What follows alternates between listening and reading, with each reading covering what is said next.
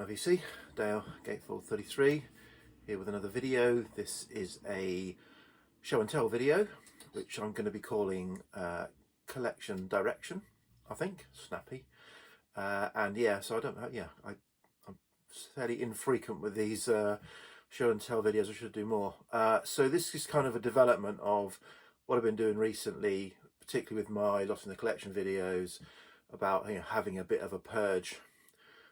Because it felt like time to have a bit of a purge, and developing that further based on some thinking I've been doing. So this is take 3, because I just went all over the place in the last 2. So the whole of it, I've got a script on a post-it note. So we'll see if that improves the situation. I better get on with it. So so it's purge, basically. Typically purge focus on, it's all about, oh, I've got too many records, they're taking up too much space, I haven't got enough space for the records, I need to have a purge, blah blah blah. And that is a factor. So I'll deal with the space side of it, which is typically, this is the smallest bedroom in the house. This has been where my records have been for the 12 years that we've been in this house, and it's grown and grown, and I've used up pretty every available piece of space in this room to store records, and hence I had purges to kind of, as it's reached capacity. Last year my wife foolishly agreed to me putting a 5x5 Kallax in another bedroom. So up until now it had been, records do not spill out of this room, on pain of whatever. So I've put my jazz, my reggae, my library soundtracks have gone out. I've gone out there. So in hindsight, that was a mistake. When I get onto my kind of second part of this, or focus of this video. So and even my wife, is also encouraging me, or very keen that we have a garden office built at the end of our garden. A substantial, wired for power, sound, insulated all year round garden office that's big enough to also accommodate records, this collection, and even a growing collection. So my wife's encouraging me to have that man cave at the bottom of the garden. I think she wants me to live in it, to be honest, but she's encouraging me, and I'm resisting,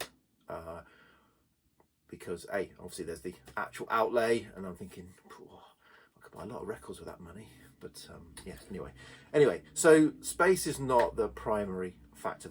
The primary factor that I've been reflecting on for the last month or two is actually vibrancy, I'm calling it, which may not be the right word.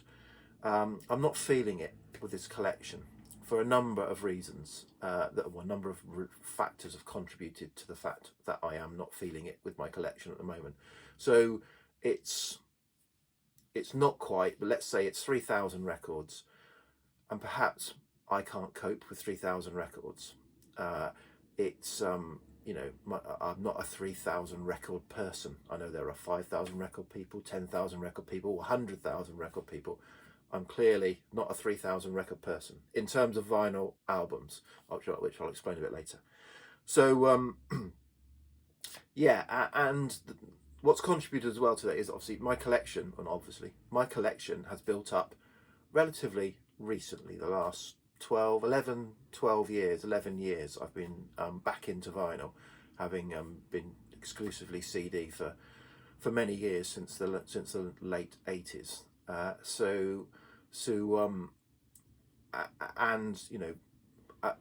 a part of that, I kind of regret what I regret never staying with vinyl, as of today. I mean, I don't regret buying CDs and having CDs, but I regret maybe not staying with vinyl as well. So, so I'm almost trying to make up for lost time, accelerate my collection. So my collection said nearly 3,000 records, perhaps, and 10, 12 years, we're talking 250 records a year or thereabouts, can I, and a lot of those records are records that I've already had on CD and I already know and love, so they're not, it's not like they're all brand new, but a lot of them are brand new to me, as in new experiences to me. And can you possibly absorb and get a feel and a feeling for your collection when you're bringing records in at that pace? So obviously, yeah, you should say slow down, stop buying records, which may be a factor, but I enjoy experiencing new stuff. I enjoy my car boot sales, record fairs, support labels, stuff like that. I want to be experiencing new experiences. And there's also something about, particularly with car boot sales, that what's the saying go, the thrill of the chase is better than the catch. So there's something that I get enjoyment out of searching out records and acquiring records, but then the kind of they go into the collection. Which no, I've forgotten what I was going to say there. I was going to go somewhere else there. Yeah, there's also, again, I've got fairly broad tastes. I won't say I've got broad tastes because but I've got fairly broad tastes, and therefore obviously that means there's more that I'm interested in, and there's a bit of the FOMO in it as well. We say you can't buy everything, but there's still a bit of FOMO that if I miss out on something, particularly like labels that I support, like I've said, I support the label. They do limited releases. If I've got the opportunity to buy it there and then, as I'm a subscriber to the label or whatever, or on their email list or on their Instagram. Should I buy it, or if I hesitate, have I missed out on something? So there's that. And then another factor is listening time. And I'm not going to bore you with my algorithms and all that about listening time. I've done that in a different video. But listening time is, I've got finite listening time. I've always had finite listening time. I've got other things in my life. I work, obviously got family and, got time for listening. But I got a generous amount of listening time. But typically, again, my working patterns changed. I no longer commute to London 5 days a week, which means I haven't got that 4 hours a day with the headphones on, experiencing the digital versions of records I've got to be more familiar with them, etc. So that's sort of gone now, diminished with only being in the office 2 days a week. I've got into podcasts over the last few years, and so actually when I am out with my headphones on or in the car, it's typically a podcast that I'm listening to. I'm quite into politics, and there's a number of political podcasts that I subscribe to that or daily or weekly. So that takes up a lot of my what was music listening time. So my record collection is growing, and my ability to listen to records is shrinking. So hence I'm in this bit of a fog at the moment, and where I've ended up is my listening time. I've got into a rut. That's not a bit strong. I've got into a habit of my monthly cycle of I'm going to do my Lost in the Collection 10. That's records I haven't listened to for 5 years. I'm going to listen to my new arrivals and do a finds video, and there isn't much time left for the 2,000 records, 2,000 whatever records in between. And is that the best way to experience my collection, or as I'm thinking, is the collection the problem in some cases, or in some way? So what am I doing about it? So I've switched my mindset. You may think, is that a switch? It's not. It's very subtle, but I've switched my mindset in that I'm not focusing on, I need to have a purge, I need to get rid of some records. What records am I going to get rid of? I've switched that, and I'm having a more fundamental, if you like, review of my collection, because I don't want my collection. I think my collection is in danger, and I'm only at 3,000. But I already think is it a collection or is it a library? Am I collecting or am I hoarding? And so, but it's only 3,000 records, so it's not hoarding as such. But anyway, sorry, I diverge. So instead of what am I going to get rid of, it is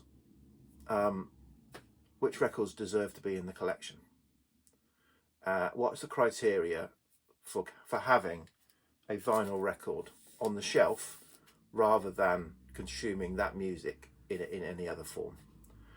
So and so one of the factors is, how highly do I enjoy that record?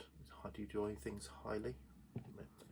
And so I've categorized, don't worry, again, no numbers, well, there are some numbers here, no algorithms. I've categorized my records into 4 categories: love, really like, and quite like. That's broadly equates to the kind of scores out of 10 that the albums have got in my kind of database. Broadly relates to that, well, directly relates to that actually. And the breakdown of my collection, so here are some numbers, I apologize, but these are the only numbers in this video, is I love 20% of those records. So if we say 3,000, that's 600. There's 600 records that I love in my collection. Really like 1,500 records that I really like, and 30% less than really like or quite like. So 1,800 or whatever that is. See, that seems to be not the right number. And 900. I am an accountant, honest. So I need to raise the bar is what I'm doing in what deserves to be in the collection. So from a kind of rating points of view, which is only one of the criteria, I'm raising the bar, and I'm probably raising it actually as high as somewhere within the really like. So I'm probably creating a subcategory of really like.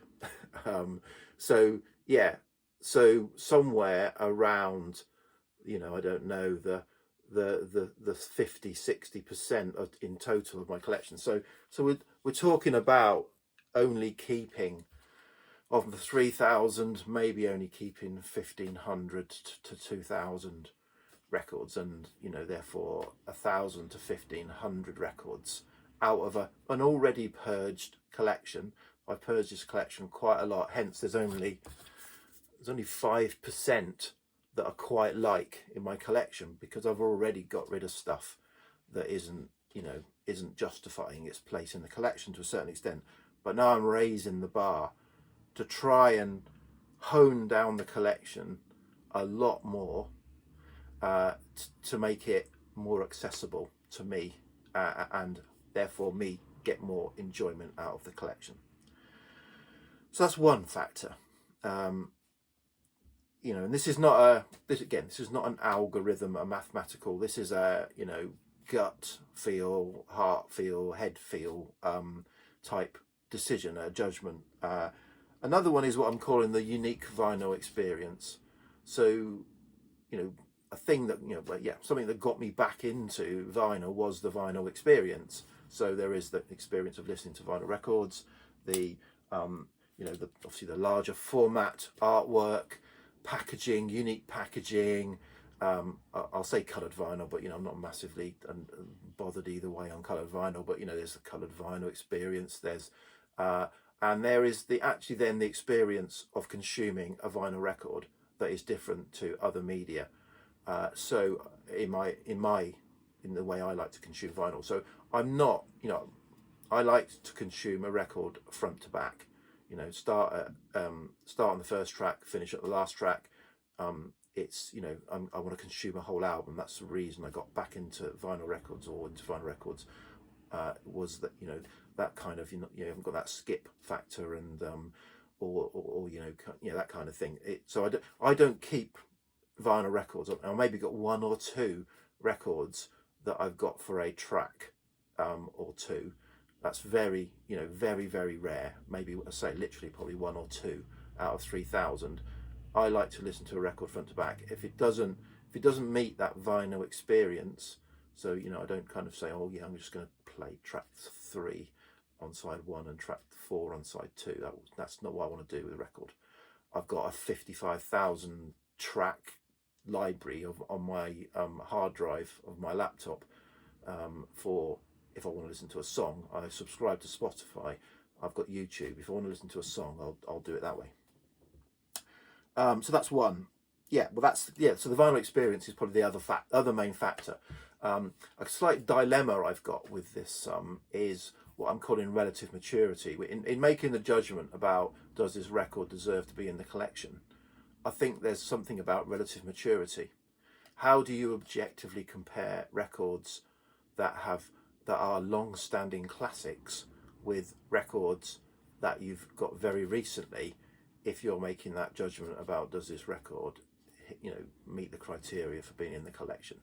So, how do you objectively compare Sticky Fingers from the Rolling Stones, that 50 odd years, it probably in my top 10 records of all time? Well, yeah, so obviously that answers your question, Dale, because unless you're cutting it at 10, it's in. But it's in my top 10 records. How do I objectively compare that with, for example, the Arctic Monkeys' The Car, which was my new release of the year from last year, if it came down to a decision?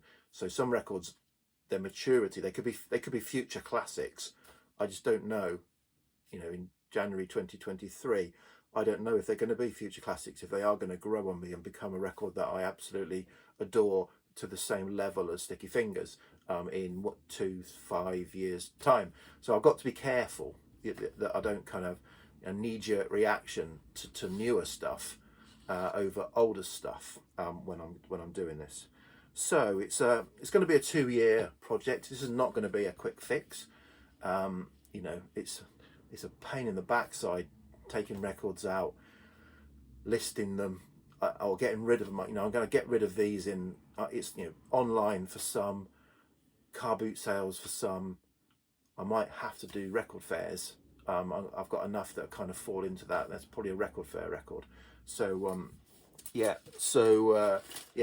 so that's the hassle factor. I'm not just going to take them to a shop and trade them in and get a third of their value. I'm too tight for that. That's the accountant in me. So if I want to get the value for them, I've got to spend some of my time securing the value for them.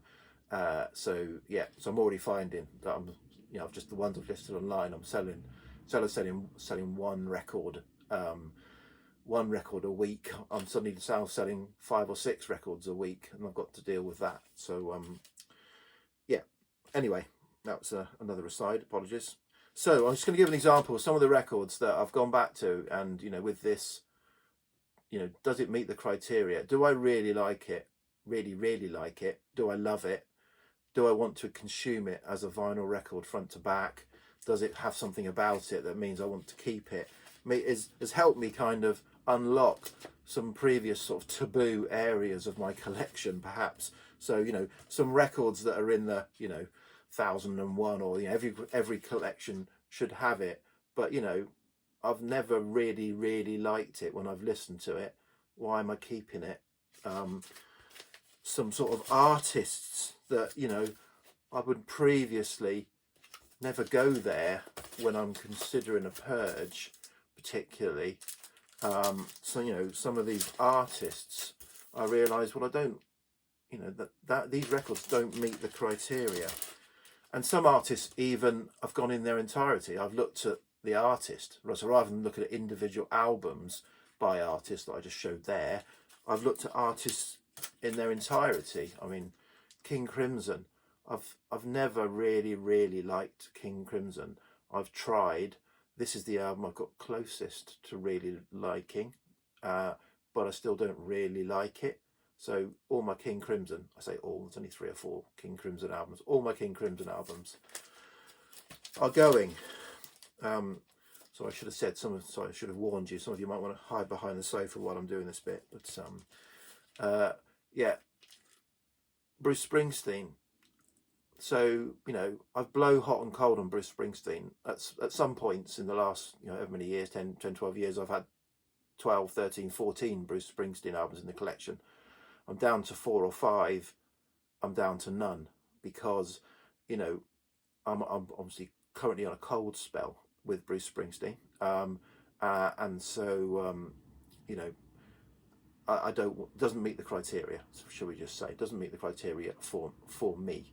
And that brings up another thing about this is you know, maybe I'm going to get rid of some records that I will regret, but I've factored that in. I'm okay with that. So, you know, I may in 5 years' time want Darkness on the Edge of Town back in my collection, because it's probably my favourite Bruce Springsteen album of the Bruce Springsteen albums that don't qualify to be in my collection.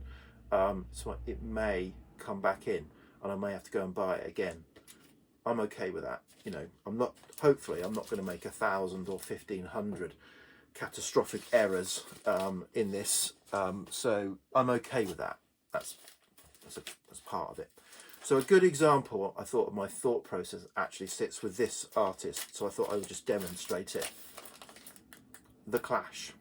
So, and apologies, Mike PC31. I know I've just gone Bruce and then The Clash. So you're probably already either unsubscribed or whatever. Yeah, The Clash. So let's go through. I've got 5 albums by The Clash. I've got their debut, Give Them Enough Rope, London Calling, Sandinista, and Combat Rock, all UK originals. So, love it, quite like it, love it, like it, like it. So, already quite like, it's, you know, I can say that's never going to be really like or love. So gone. Like it, but do I want to consume it as an album front to back? You know, what is this, 17 hours long or whatever it is? You know, I've done it before a couple of times, sat down, 6 sides of vinyl, gone through it. You know, it's a slog for me. It's not 100% quality on this, so it doesn't meet the criteria. So it's not I want to get rid of it. It doesn't meet the criteria for being in the collection. Therefore, it isn't in the collection. This one, yeah, well, maybe it's in the like. You know, and actually I've probably had this 3 times. So I've already had this 3 times, in that I've had it, got rid of it, had it, got rid of it, and now have it. So it's probably going on that basis, you know, but I might have to give this a little bit more thought about, do I want to consume it front to back? Is it going to be a really like album? But you know, I think the odds are this is going as well. So I'll be left with the debut and London Calling, and I'm absolutely fine with that, because I know that I know that I love both of those albums. So that's kind of how I've handled The Clash in my kind of decision making. So that's yeah, so I've had a go at another go at making this video, and it's longer than any of the other ones, but never mind. It's got more content though. Okay, so yeah, so it's said 2-year project. You can watch me descend into madness over those 2 years, observing my videos, and I can be an experiment on how to purge a collection properly, rather than tinker with it through the old space excuse. And you'll see how it goes. Okay, VC, cheers, bye.